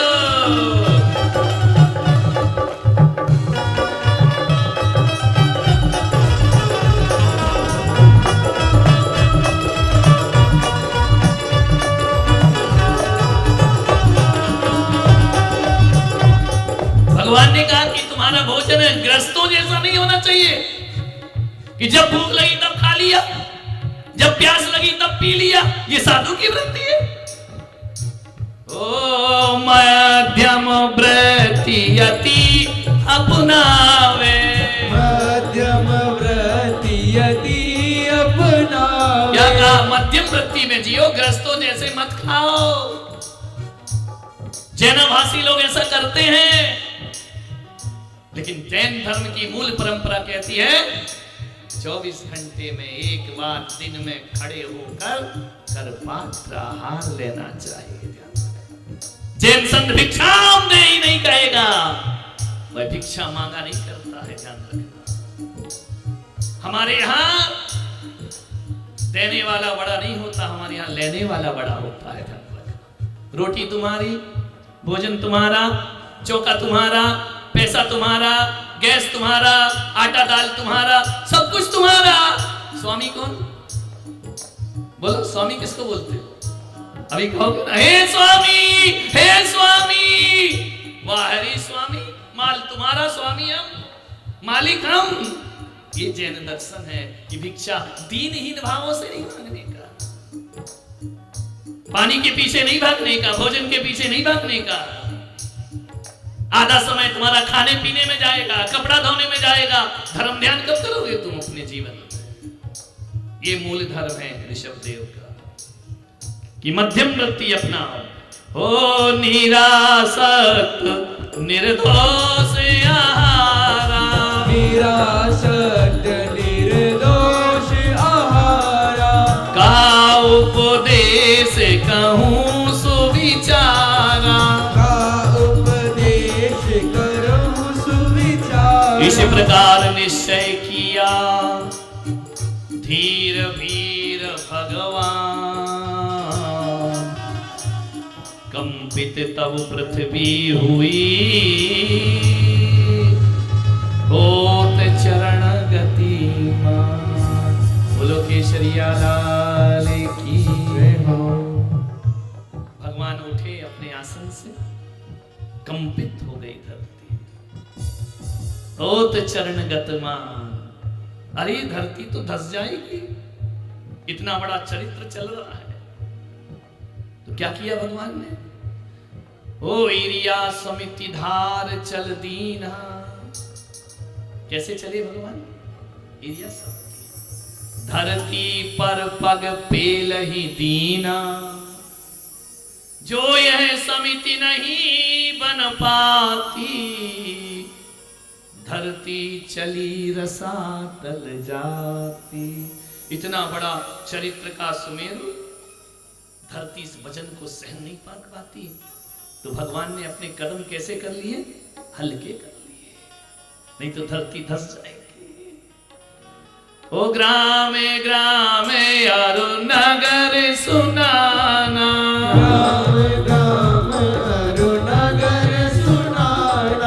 करत विहार चले भगवाना, करत विहार चले भगवान। कोई नहीं जान रहा कि क्यों आ रहे हैं भगवान, क्यों घूम रहे हैं। कोई बोलते नहीं, मौन है ना, हाथ फैलाते नहीं, मुंह से बोलते नहीं।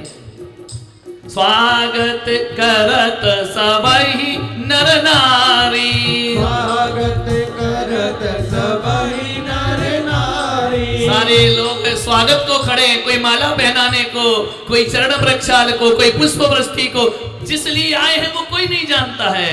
फूल खड़े लिए पूजन की थाली, खड़े लिए पूजन की थाली। भेंट धरे अनेक अगारी, भेंट धरे अनेक अगारी। नाही प्रयोजन सबहि विसारी। नाही प्रयोजन सबहि कोई हीरे मोती माणिक भेंट धर रहा, भगवान ने उनसे कोई प्रयोजन ही नहीं है, सबको एक तरफ करते हुए आगे बढ़ रहे हैं। करत प्रणाम चाहे कछु सेवा, करत प्रणाम चाहे कछु सेवा। और रखे मौन चलते रहे देवा, रखे मौन चलते रहे देवा। कछु भोजन लेने को कहते, कछु भोजन लेने को कहते। किंतु देव थे कहीं न रुकते, किंतु देव थे कहीं न रुकते। चर्या विधि अति गुप्त है जिनकी, चर्या विधि अति गुप्त है जिनकी। क्या जाने अज्ञानी तिनकी। क्या जाने अज्ञानी तिनकी। के तो जन भगवान के पकड़े चरण अधीर। कितने लोग तो चरण पकड़ कर बैठ गए कि भगवान जाओ मत, क्या है बोलो ना, बोलते क्यों नहीं हो। विघ्न होए टल जाए तब, वो तो जो चरण पकड़ रहे थे ना, उनसे ये भी नहीं कह सकते थे कि हटो, मौन लिए थे वो। विघ्न सभी टल जाए तब, वो पकड़ने वाले भी थक गए, अपने आप अलग हो गए, फिर चल देते भी। बोलो केशरिया नाथ की धक्का भी नहीं मारते, चरण पकड़ते, भगवान खड़े हो जाते। कितनी देर पकड़ेगा, एक दिन तो छोड़ेगा ना। और जैसे ही छोड़ते फिर चल देते भी। 6 महीना भय करत विहार, हुए व्यतीत बिना आहार। सोम प्रभ नृप तहा उदारा, तेहि अनुज श्रेयांस कुमार। पूरब भव धन देव कहाया, फिर यही मिंद्र स्वर्ग पद पाया। होकर चित जन्मा फिर यहाँ पर, नाम नगर का था हस्तिनापुर।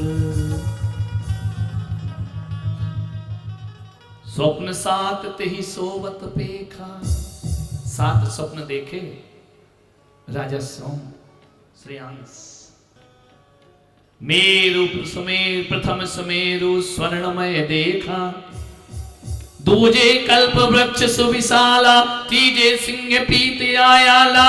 चौथा दिखा बैले के भारा, खोदे सींग मेरु किनार। एक बैल अपने सींग से सुमेरु पर्वत का किनारा खोद रहा है।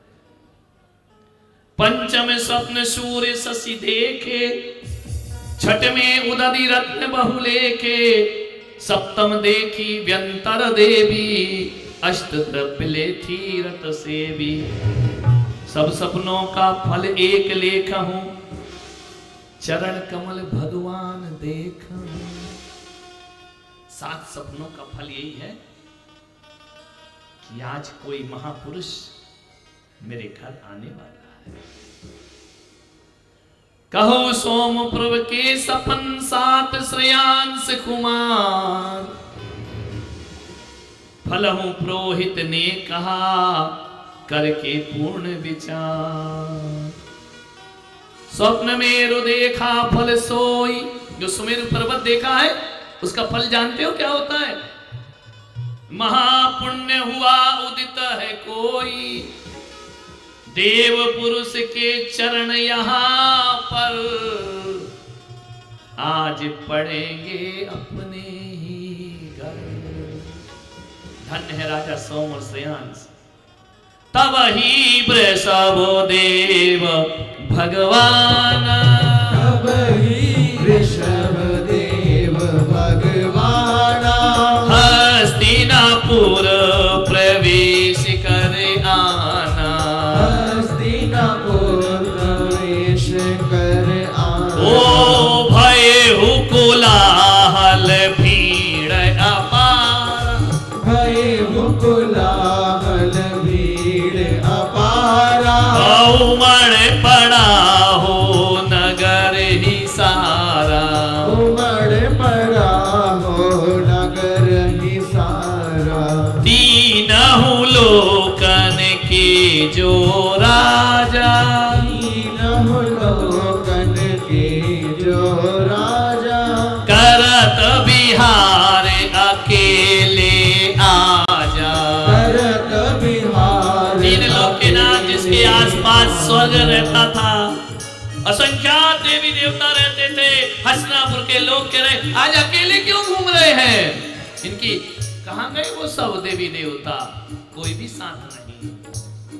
आज अकेले हो, अकेले भ्रमण क्यों कर रहे हैं?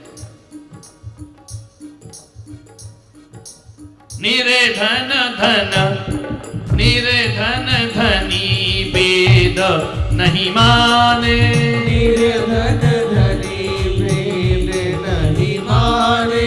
राग देश नहीं जिन मन आने, राग द्वेष नहीं जिन मन आने। यथा योग सबके ग्रह जाई, यथा योग्य सबके ग्रह जाई। और पहुँचे राज भवन पर आई। पहुँचे राज भवन पर आई। समाचार पाया सभई भवन भवन, समाचार पाया जबहि भगवन द्वारे आए। उठे शीघ्र नृप सोम प्रभ और श्रेयांश कुमार। देखा कि भगवान हमारे महल की तरफ आ रहे हैं। स्वप्न का फल यही था कि कोई दिव्यात्मा आज तुम्हारे घर आएगा। चरणों में मस्तक धर दीना, चरणों में मस्तक धर दीना। अर्घ सहित जल अर्पित कीन्हा, अर्घ सहित जल अर्पित कीन्हा। हो जाति से मरण तबई हो आया, जाति स्मरण तब हो आया। ओ वज्र जंग भव की पर्याया, वज्र जंग भव की पर्याया। हुआ उन्हें स्पष्ट भाने अब, हुआ उन्हें स्पष्ट भान अब। दिया दान आहार मुनि तब, दिया दान आहार मुनि तब। नवधा भक्ति सहित विधि वारा, नवधा भक्ति सहित विधि वारा। दिया दान प्रासुक आहारा, दिया दान प्रासुक आहारा। जाति स्मरण हो गया राजा सोम और श्रेयांश को। पिछले जन्म में वज्रजंग की पर्याय में हमने एक मुनि को आहार दिया था। श्रेयांश कौन है? स्वयं प्रभा का जीव, जो ललितांग देव की देवी था। आहार दान के फल पुण्य से पुरुष पर्याय प्राप्त होती है। ये श्रीमती नाम की रानी है, जो ऋषभदेव के पिछले जन्म की अर्धांगिनी थी। हम दोनों ने पति पत्नी के रूप में एक मुनि को आहार दिया था। वह सारा दृश्य सामने आता है, नवदा भक्ति दिखती है, और श्रेयांश कुमार भगवान का पड़गाहन कर लिया करते। पारण कर भगवान पुष्प वृष्टि कर देव पुकारे, धन्य पात्र और धन्य दान। इक्षुरस का आहार दिया, असंख्यात देवी देवता अब आ गए आहार देखने। 6 महीने एक भी नहीं आया, पूरा आकाश देव देवियों से भर गया। पंचाक्षर किए, पुष्प वृष्टि कर देव पुकारे, धन्य पात्र और धन्य दान है। पारण कर भगवान गए वन, विधियां विदित हो गई जन जन। ऋषभदेव नहीं होते तो हमको डूंगरपुर वाले तुम कैसे आहार देते? आहार तो तुम बाद में देते, हम महाराज ही नहीं बनते। क्या करते? भूखे मरते क्या? ध्यान रखना, कैसे महाराज बनना, कैसे आहार देना, ये भगवान ऋषभदेव का जन्म जन्म। हम इस ऋण से कभी मुक्त नहीं हो सकते हैं। यही भरत ने यूं कही, चक्रवर्ती भरत, धन्य श्रेयांश कुमार, बतला करे आहार विधि, किया जगत उपकार। बोलो ऋषभदेव भगवान की जय हो। इस तरह से आज की कथा का उपसंहार हुआ। सभी विधि भरत को राजा श्रेयांश ने बतलाई कि कभी अयोध्या में कोई मुनि आए तो ऐसे आहार देना चाहिए। भरत कोई नहीं, मैं पुलक सागर तुम डूंगरपुर को बता रहा हूं कि कभी कोई भी दिगंबर संत आए तुम्हारे नगर से कभी भूखा नहीं जाना चाहिए। ध्यान रखें, हर द्वार संत के लिए खुल जाना चाहिए, हर द्वार नमोस्तु नमोस्तु से गूंज जाना चाहिए। समय हो गया है। यहां पर प्रथम तीर्थंकर महामुनि ऋषभदेव को पड़गाहन करके आहार प्रदान करेगा। सारे लोग जो यहां पर आहार के लिए आए हैं जोड़े के साथ सब वहां खड़े रहेंगे। पड़गाहन विधि होगी, फिर इक्षुरस से आहार होगा। जो दे नहीं सकते वो देख तो सकते हैं। जो लंगड़े लूले होते हैं वो देखते हैं, देते नहीं हैं। लेकिन तुम लंगड़े लूले नहीं हो, फिर भी देखो, क्योंकि देखोगे तो अगले जन्म में भी लड़के लूड़े नहीं बनोगे। ध्यान रखना, अगले जन्म भी परम सर्वांग सुंदर तुम्हारी देह प्राप्त होगी। मेरी ओर तो देखिए, आप तो देख ही नहीं रहे हो। इतने दिन से भोजन नहीं किया है। ये मुकुट ले लो, माला ले लो, मेरी सुर कन्या ले लो, लेकिन भोजन तो ग्रहण करो। आप तो भोजन ही नहीं ले रहे हो। बोलिए सभी लोग, हे महाराज, ये रत्न राशि ले लीजिए। हे भगवान, आपके लिए चांदी की थाली में भोजन बनाया है, स्वीकार तो कीजिए। आप तो देख ही नहीं रहे हो। कोई भी पीछे नहीं चलेगा, सब अपने स्थान पे खड़े रहेंगे। कोई भी पीछे, बोलिए ए महाराज, एक बार तो देखिए। आप तो देख ही नहीं रहे हो। हे भगवान, हे महाराज, आप हमारे राजा हैं, पीछे कोई नहीं चलेगा। इतने दिनों से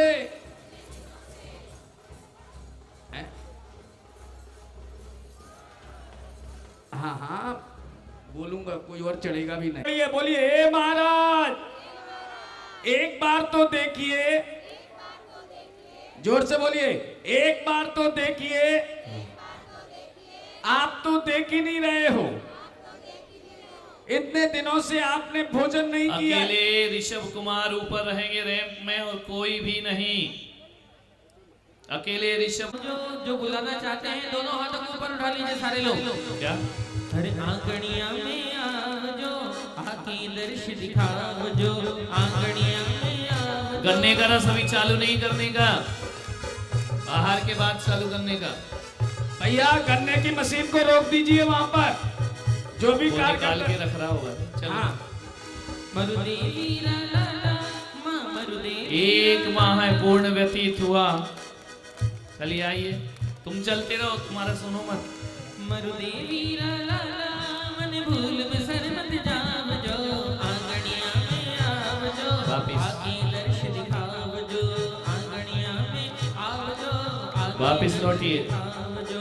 ओ प्रिय और दूसरे माह फिर भगवान आहारचर्या के लिए 30 दिन व्यतीत हो गए, संकल्प पूर्ण नहीं हो रहा है।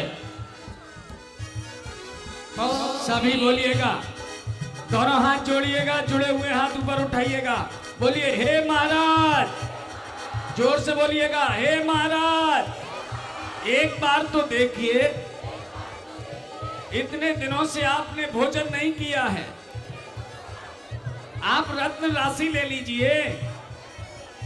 आइए, दूसरा महीना समाप्त हुआ। पलकारा सिंहासन ऊपर। 2 महीने हो गए, भगवान को विधि नहीं मिली है।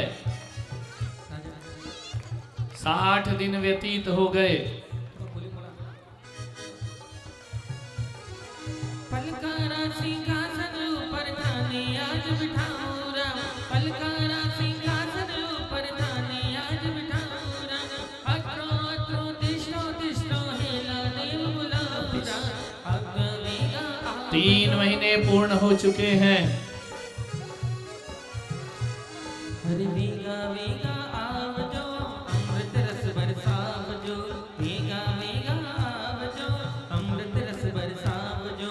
मरुदेवी ताली मत बजाओ, पड़गान करो भगवान का, बोलो कुछ तुम्हारे सभी पास हो तो। बोलिएगा हे महाराज, जोर से बोलिए हे महाराज, मुकुट ले लो, ये फल लाया हूं, फल स्वीकार करो, लेकिन भोजन तो ग्रहण करो। 4 महीने पूर्ण, 3 महीने पूर्ण हुए, चौथा माह फिर भगवान आहारचर्या के लिए जाते हुए पलकें झुकी हुई, ईरिया समिति, नयन अर्धोन्मीलित, और मूर्ति सीधी पकड़ो ऐसी। थक गए क्या तुम? चलिए, 4 महीने पूर्ण हो चुके, अभी भी भगवान का संकल्प अविग्रह पूर्ण नहीं हो रहा है। कोई मोती लुटा रहा है, कोई भेंट प्रस्तुत कर रहा है। भगवान ये अपना राजपाट वापिस स्वीकार करो। सब कुछ छोड़कर भगवान जाने वाले, और 4 महीने तक भगवान वन से नगर में, गांव में, कस्बे में, जगह जगह, गली गली, द्वार द्वार, लेकिन भगवान की आहार विधि संपन्न नहीं हो रही है। 4 महीने समाप्त, और यह पंचम माह है। भगवान फिर आहार पर प्रतिदिन आते हैं, जाते हैं, बोलते कुछ नहीं। प्रजाजन हैरान है कि जो कल तक हमारे राजा थे, आज हमसे मौन क्यों हो गए। कल तक जिन्होंने हमारा परिपालन किया, हमसे बोलते नहीं। और यह 6 मास पूर्ण होने जा रहे हैं। 6 महीने का भगवान ने उपवास रखा, और 6 माह अविग्रह पूर्ण नहीं हुआ। और इधर राजा श्रेयांश को 7 स्वप्न आते हैं। पहुंचिए इधर। राजा श्रेयांश, राजा सोम 7 स्वप्नों को देखते हैं। स्वप्न फल बताते हैं कि तुम्हारे घर कोई महान दिव्यात्मा, अपने अपने जोड़े के साथ खड़े हो, अलग अलग। कोई दिव्यात्मा तुम्हारे घर पे पदार्पण करेगी, मगर क्यों आएगी ये स्वप्न में नहीं बताया। और 6 माह पूर्ण होने के बाद भगवान पधारे हस्तिनापुर नगर की ओर, और गली गली गलियारे होते हुए, चौराहे होते हुए राजा श्रेयांश के महल की तरफ, और जैसे ही देखा श्रेयांश ने, उसे जाति स्मरण हुआ, पिछला जन्म याद आया, मुख से निकला हे स्वामी नमोस्तु नमोस्तु नमोस्तु। 3 परिक्रमा लगाइए। चलिए 6 महीने बाद भगवान के लगा पूरा परिवार, जाति स्मरण हो रहा है, पड़गाहन कर रहे हैं राजा सोम और श्रेयांश। आकाश में देवी देवता आ गए, जय जयकार की ध्वनि होने लगी, भगवान का संकल्प पूर्ण हुआ।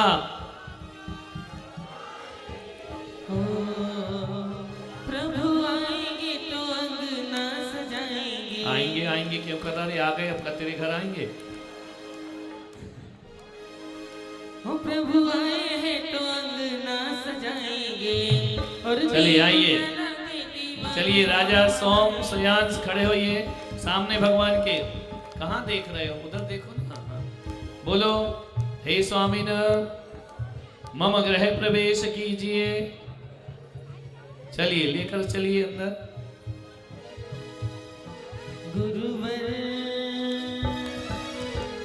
गुरुवर आज मेरी कुटिया में आए हैं। गुरुवर आज मेरी, एक तरफ पूरा परिवार खड़ा हो जाओ, उस तरफ आइए। पंडित जी आगे आओ, थोड़ा विधि बताओ। इधर आओ, तुम वहां कहाँ पीछे खड़े। बोलिए राजन हे स्वामीन, सब बोलना हे स्वामीन। उच्चासन पर विराजमान होइए। अत्र तिष्ठ तिष्ठ ठह ठह स्थापनम। चलते फिरते। दूसरी भक्ति पूर्ण हुई। पहली भक्ति पड़गाहन, दूसरी उच्चासन, तीसरी भक्ति चरण प्रक्षालन। लाइए भाई। चंदन गुलाल बने, सब बोलो। हो तेरे चरणों की धूल बाबा, चंदन गुलाल बने। ओ जिसने भी लगाई मस्तक, उसकी तकदीर बने। हो तेरे चरणों की धूल बाबा। इस तरह से भगवान की तीसरी भक्ति हुई। चरण प्रक्षालन, गंधोदक मस्तक से लगा, नहलाना नहीं है रे, चरण धोना है बस। और गंधोदक मस्तक से लगाओ। तीसरी भक्ति। अब चौथी भक्ति होगी, भगवान का अष्टद्रव्य से राजा रानी पूजा करेंगे। राजा नीचे उतरो, मुनियों के बराबर खड़े मत हो। उच्चासन उनका है, तुम्हारा नहीं। चलिए। नाभिराय मरुदेवी के नंदन आदिनाथ स्वामी महाराज सर्वार्थ सिद्धि दे आप पधारे। मध्यम लोक माहि जिन राज। इंद्रदेव सब मिल कर आए, जन्म महोत्सव करने का। आह्वान सब विधि मिल करके, अपने कर पूजा प्रभु पाए। ओम ह्रीं श्री आदिनाथ महामुनिन्द्र त्रोतरोतर शंभो षट। लौंग चढ़ाओ। ओम ह्रीं श्री आदिनाथ महामुनिराज अत्र तिष्ठ तिष्ठ ठा ठा। जय हो जय हो। ओम ह्रीं श्री आदिनाथ महामुनिराज अत्र मम सन्निहितो भवो वसट। जय हो जय हो जय हो। ओम ह्रीं श्री ऋषभनाथ महामुनिराज जन्म जरा मृत्यु विनाशनाय जलम निर्वामिति। ओम ह्रीं श्री ऋषभदेव महामुनिराजाय संसारता विनाशनाय चंदनम निर्वामिति। स्वाहा तो बोलो रे, मैंने भी आहार नहीं किया है, तुम तो चोरी से रस पी के आ ही गए हो। ओम ह्रीं श्री ऋषभदेव महामुनिराजाय अक्षय पद प्राप्ते अक्षदान निर्वामिति। ओम ह्रीं श्री ऋषभदेव महामुनिराजाय कामवाण विध्वंसनाय पुष्पम निर्वामिति। ओम ह्रीं ऋषभदेव महामुनि राजाय क्षुधारोग विनाशनाय नैवेद्यम निर्वामिति। ओम ह्रीं श्री ऋषभदेव महामुनि राजाय मोह अंधकार विनाशनाय। ओम ह्रीं श्री ऋषभदेव महामुनि राजाय अष्ट। ओम ह्रीं श्री ऋषभदेव महामुनि राजाय मोक्ष बल प्राप्ताय। सुचि निर्मल नीरम गंध पुष्प चरूले मन हर्षाय दीप धूप भन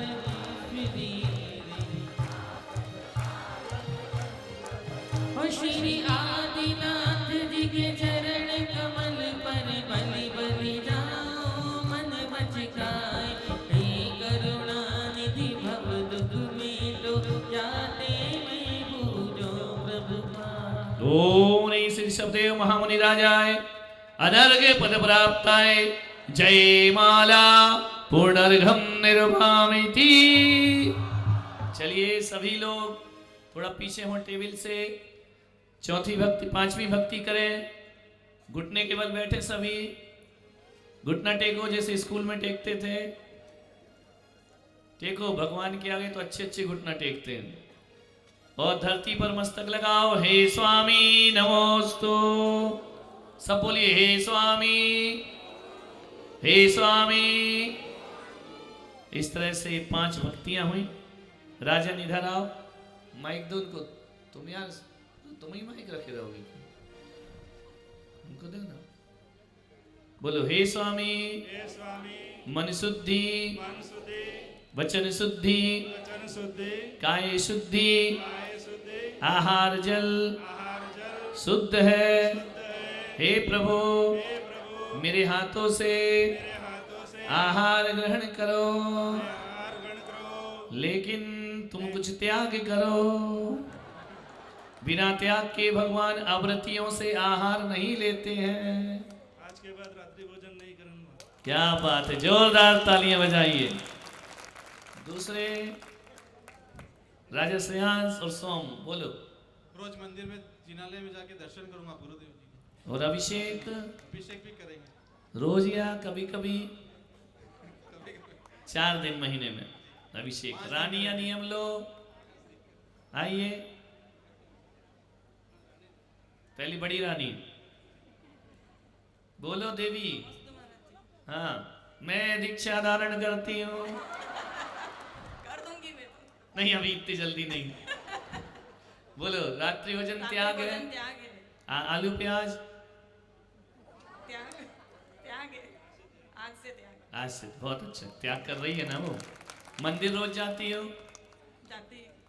धन्यवाद। अगली रानी आओ, नई वाली। इनके लफड़े होंगे।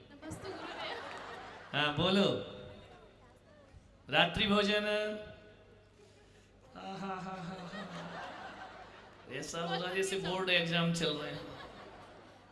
महीने में 2 बार नहीं खाओगी? 2 बार खाओगी बस? नहीं खाओगी? महीने में 2 बार नहीं खाएगी? रात्रि भोजन 2 बार की छूट या 2 बार ही नहीं करूंगी? 2 बार की छूट। अच्छा 28 दिन। बहुत अच्छा, जोरदार ताली से। अब नहीं है भाई, थोड़ा ले जाना पड़ता है बाहर खिलाने लाने। पति तो इतना खुश हो रहा है कि चलो महाराज घर में ही खाएगी, है ना। अभिषेक दर्शन पूजन घर में चित्यालय है ना, रोज किया करो। ये छोटे छोटे बच्चे इधर आओ। संडे के संडे अभिषेक का नियम लो। बोलो हर संडे को अभिषेक करेंगे, पूजा करेंगे। हर संडे को अभिषेक करेंगे, पूजा करेंगे। और रात में भोजन रोज करेंगे। कभी कभी करेंगे। कभी कभी माने महीने में 4 दिन रात में नहीं खाने का। हाँ अरे तुम तो बताओ, तुम फाल फोकट करनी है। चल नियम ले। रात्रि में भोजन। माइक दो, माइक दो। ऐसे थोड़ी ऋषभ कुमार दूसरों को ज्ञान बांट रहे, खुद ले नहीं रहे। बोलो। मैं सिर्फ 5 दिन रात्रि भोजन करता हूँ। हाँ कम कर, थोड़ा कम कर। डेली अभिषेक का नियम है। अच्छा कंदमूल त्याग है। अच्छा चलो हमारे साथ अब बचे नहीं है तो क्या। बाकी वो तो होगा नहीं, शहद महद तो खाते नहीं हो। शराब कभी जभी पार्टी में कोई पिला दे कसम दे के, बिल्कुल नहीं। तुम पापा पक्ष मत लो उसको। हाँ, तो कोई भी ऐब नहीं है तुम्हारे अंदर। बहुत सुंदर, यानी पैसा ही नहीं सतपात्र ने भगवान का अभिनय किया है। जोरदार करतल ध्वनि से। एक नियम और लो कि जहाँ पर पूरी समाज को लेना चाहिए नियम कि हम मांसाहारी होटलों में शाकाहार नहीं करेंगे।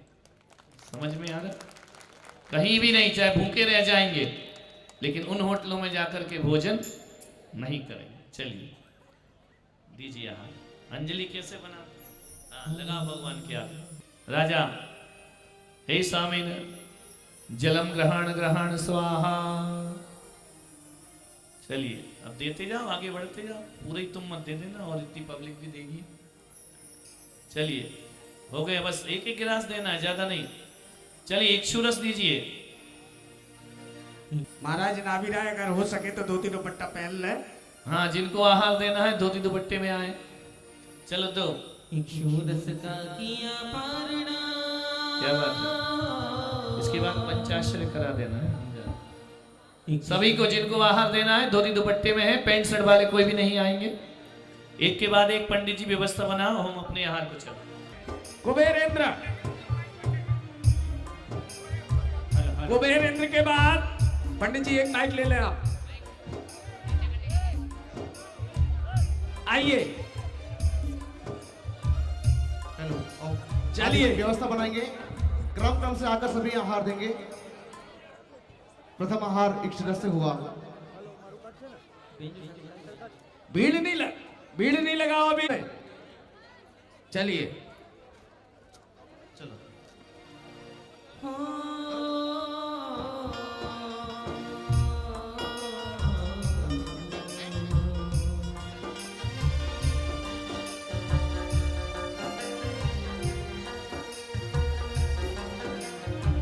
हाँ, ऋषभ कुमार जी के माता और पिताजी आ जाए।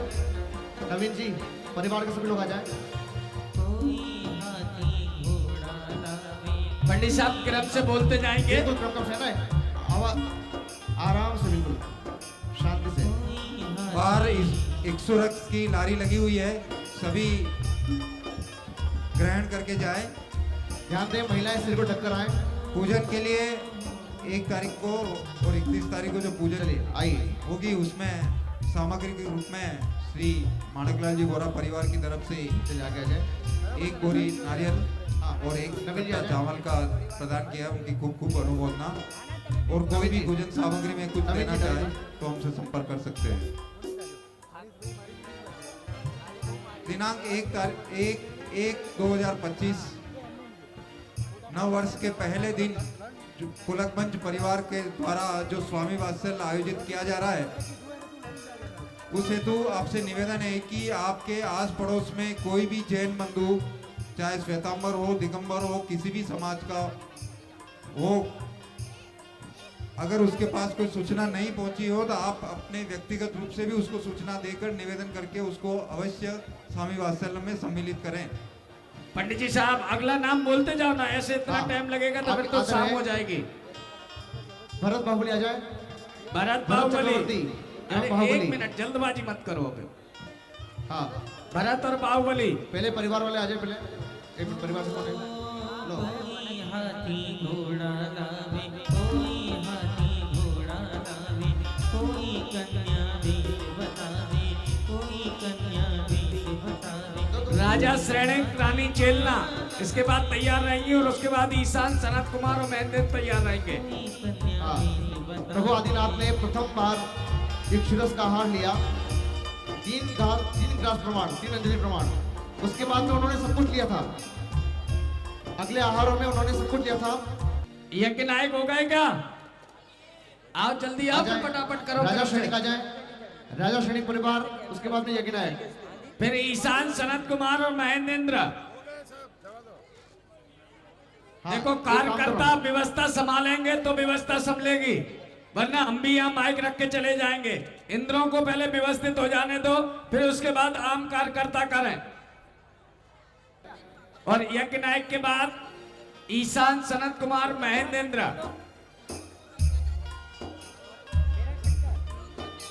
आनंद जी कहाँ गए? आनंद जी इधर आओ। यज्ञ नायक लो, पीछे पीछे मत रहा करो, आगे आया करो। यज्ञ नायक आंदा भैया, मुकेश जी आ जाओ। बोलते जाओ क्रम से। मुकेश जी आ जाए,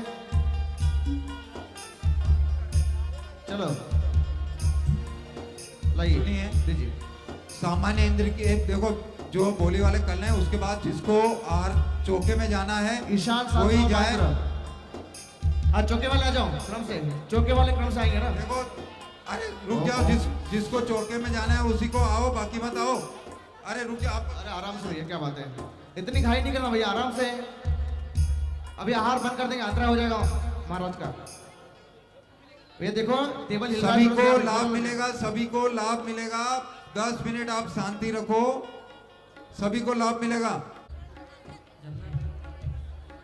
लाइन से आओ भैया, लाइन से आओ, थोड़ी व्यवस्था बना भैया। लाइन बनाओ, लाइन बना दो, लाइन बनाओ, लाइन। देखिए ये महिलाओं से विशेष निवेदन है, प्लीज थोड़ा सा, सबको नंबर मिलेगा, इतनी जल्दी क्या है।